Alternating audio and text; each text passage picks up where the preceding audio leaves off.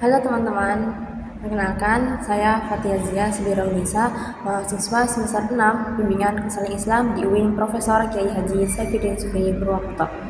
Saat membicarakan tentang ABK, mayoritas dari kita itu langsung fokus pada si anak. Memikirkan sekolah inklusi yang ramah, tempat terapi yang cocok, atau obat yang harus dikonsumsi oleh anak tersebut.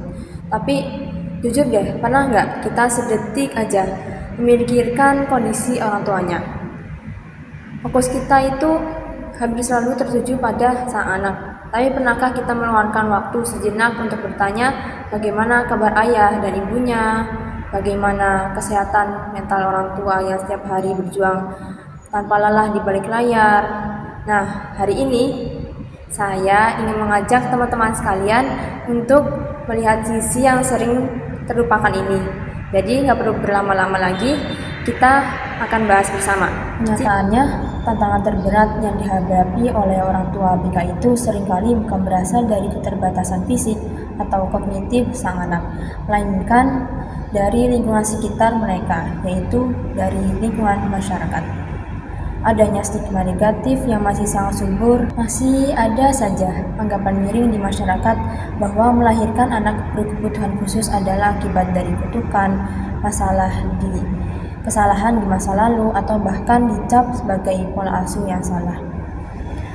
Pernah suatu ketika saya mengamati langsung bagaimana seorang ibu yang harus buru-buru menggendong anaknya keluar dari area bermain hanya karena sang anak itu mengalami tantrum, dan orang-orang di sekitarnya memberikan tatapan seperti menghakimi seolah sang ibu itu tidak becus dalam mendidik anaknya.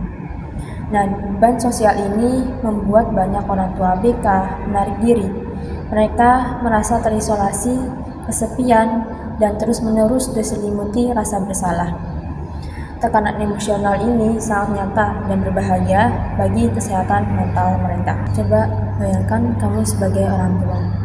Suatu hari, dokter menyampaikan bahwa anakmu itu didiagnosis berkebutuhan khusus. Di posisi itu, apa yang kamu rasakan? Mungkin saja banyak perasaan yang muncul saat dokter mendiagnosis itu ya. Nah, dalam ilmu psikologi, ada jawabannya. Jadi ada sebuah kerangka yang disebut grief cycle atau siklus berduka, yang pertama kali diperkenalkan oleh psikolog Elizabeth Kubler-Ross, di mana ini itu yang sesungguhnya dilalui oleh para orang tua ABK itu. Fase pertama ada denial atau penyangkalan. Dokter pasti salah, anak saya baik-baik saja. Ini bukan kebohongan, ini adalah cara otak melindungi diri dari realita yang terlalu berat untuk diterima secara sekaligus. Yang fase kedua ada anger atau kemarahan. Kenapa harus anak saya? Apa salah saya? Kemarahan ini itu bisa mengarah ke diri sendiri, ke pasangan, ke orang tua, bahkan ke Tuhan sekalipun, dan itu normal terjadi.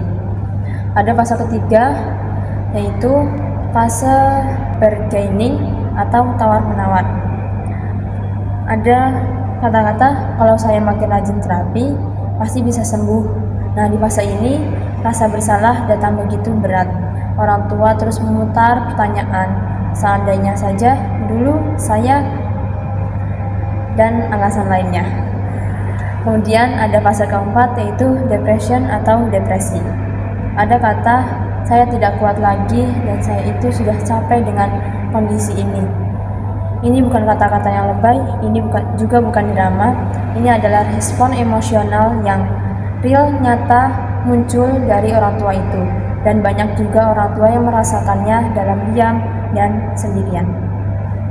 Fase yang selanjutnya, fase kelima, yaitu adalah acceptance atau penerimaan. Ada kata, saya tidak bisa mengubah diagnosisnya, tapi saya bisa hadir secara penuh untuk dia. Tapi dalam hal ini perlu diingat, penerimaan di sini bukan berarti bahagia dengan kondisi ini.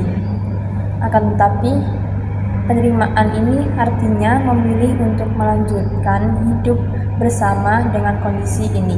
Dan satu hal penting lagi, gak semua orang tua bisa melewati kelima fase ini secara berurutan. Ada kalanya orang tua itu juga banyak yang terjebak di satu fase selama bertahun-tahun, dan itu tidak apa-apa. Ada satu peran yang menurut saya itu krusial tapi sering kita lewatkan, yaitu peran konselor dan guru di sekolah. Mungkin selama ini kita berpikir tugas guru BK ya ngurusin siswanya.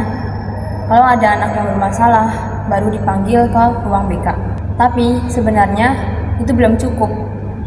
Karena ketika anak berkebutuhan khusus atau ABK masuk ke sekolah, misalnya ke sekolah umum, orang tuanya juga ikut membawa beban yang besar ke dalam ekosistem sekolah itu juga.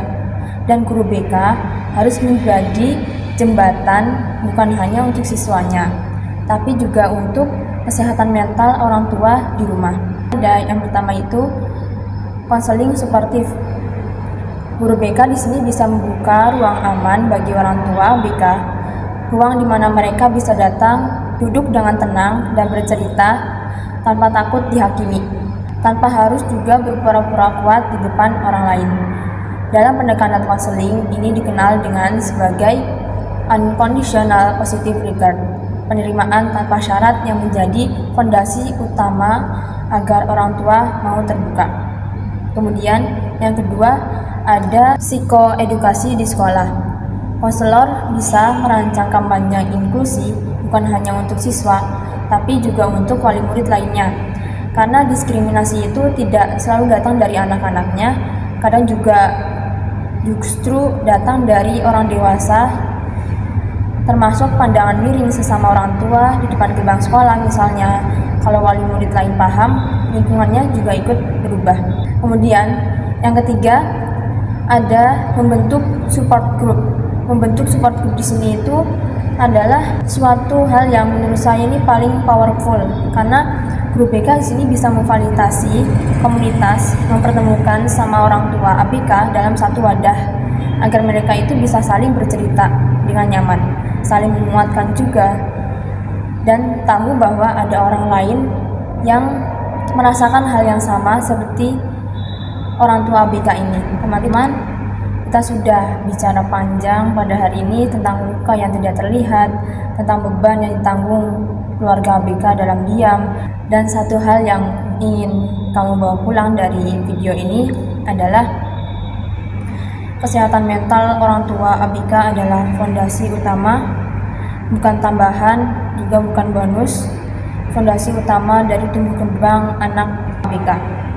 Ketika orang tuanya sehat secara mental, ketika mereka merasa didukung, didengar, dan tidak sendirian, mereka punya energi yang luar biasa untuk hadir sepenuhnya bagi anak-anak hebat itu.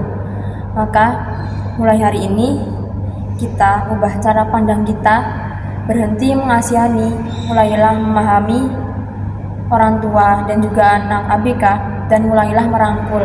Karena perubahan itu tidak harus dimulai dari kebijakan yang besar, bisa dimulai dari satu senyuman di tempat umum, dari satu kalimat yang tidak menghakimi, dari satu undangan yang mungkin saja kamu kirimkan kepada keluarga ABK yang selama ini mungkin juga kamu lupakan.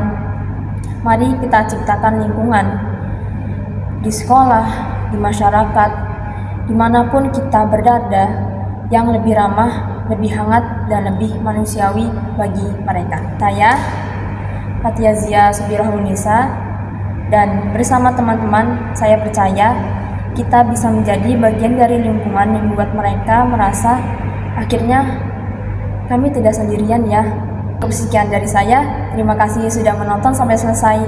Sampai jumpa di lain video.